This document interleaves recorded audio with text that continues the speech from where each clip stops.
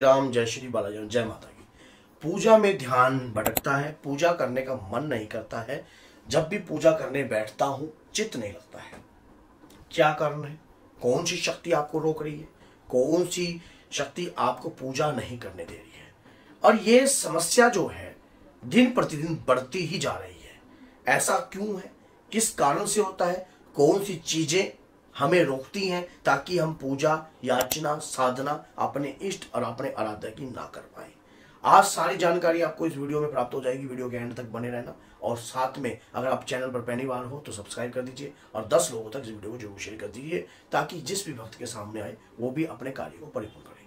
पूजा में मन न लगने के कुछ विशेष कार्य ये हो सकते हैं। जब कोई व्यक्ति हमारे ऊपर नेगेटिविटी छुड़वा देता है या कोई काला साया या कोई गंदी मलिन शक्ति हमारे घर में या कोई कुपित वायु प्रवेश कर जाती है, तब हमारे शरीर पर अलग ही प्रकार का आभास होने लगता है। पूजा में चित्त ना लगना तो और पूजा में मन ना लगना, मन में विकार उत्पन्न होने लग जाना, मन में आपके किसी भी प्रकार का आपका ध्यान ना लगना कि हाँ भाई मेरा अब ध्यान नहीं लगता, अब मेरा दिल सा उठ गया है पूजा से।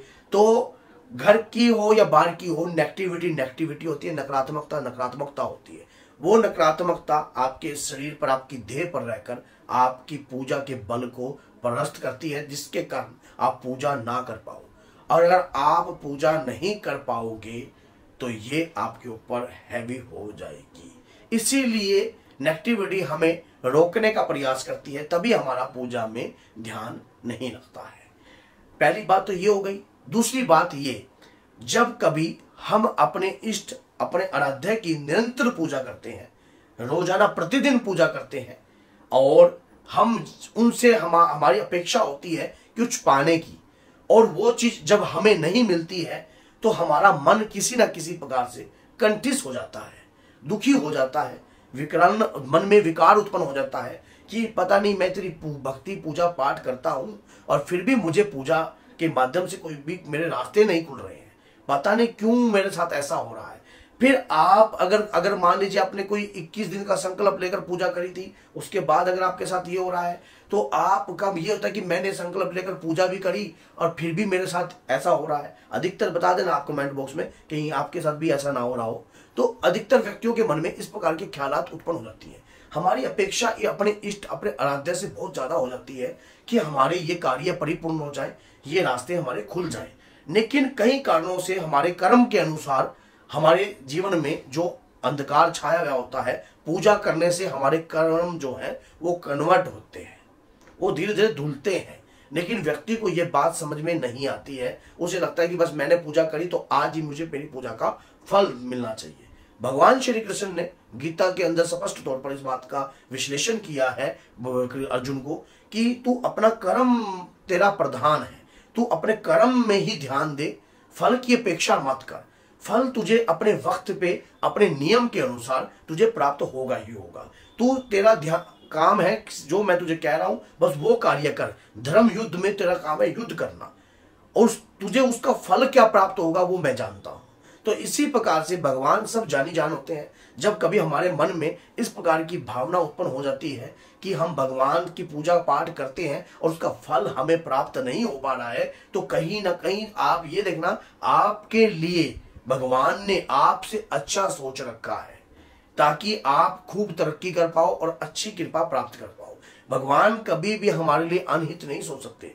अगर कोई व्यक्ति प्रतिदिन उनका दरवाजा खड़काता है, प्रतिदिन रोज उनकी पूजा करता है, डेली कार्य उनके प्रति सोचता है, माँ दुर्गा के प्रति सोचता है, तो वो अवश्य ही हमारी इच्छाओं को पूर्ण करती हैं।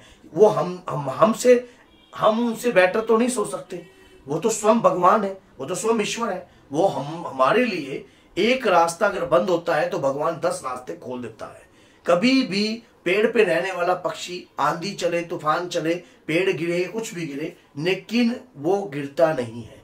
क्यों? जब वो एक पेड़ पर सोए हुए पक्षी की रक्षा कर सकता है तो हमारे लिए वो अच्छा बेहतर ही सोचते हैं। लेकिन हमारे मन में इस प्रकार की भावना जब उत्पन्न होती है तो हम अपनी पूजा करने को भी छोड़ देते हैं।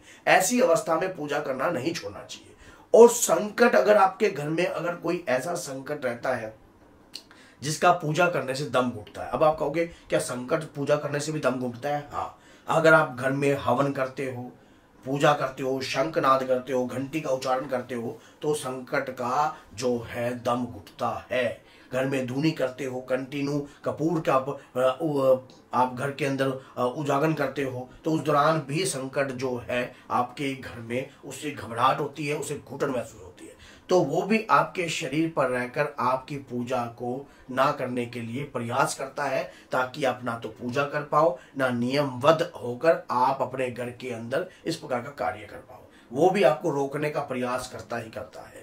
लेकिन ऐसी अवस्थाओं में आपको आपका ध्यान भटकना, फिर चित्त ना लगना, इस बात की ये होती है कि एक पूजा को कई लोग बोझ समझकर भी करते हैं कि मैं पूजा कर रहा हूं, मैं अपने माँ बाप के प्रेशर में पूजा कर रहा हूं बस, क्योंकि हमें वहां से कुछ आउटपुट आती दिखाई नहीं देती। जिस प्रकार से हवा को महसूस किया जा सकता है, उसी प्रकार से ईश्वर की कृपा को महसूस किया जाता है। माँ दुर्गा की कृपा को, माँ कालका की कृपा को, माँ की कृपा को, बाबा की कृपा को महसूस कर सकते हैं, जिस प्रकार से हवा को हम महसूस करते हैं। तो इस प्रकार से हम कई बच्चे तो इसी प्रकार से भी उनका पूजा में ध्यान नहीं लगता कि पूजा करने से मिलता क्या है।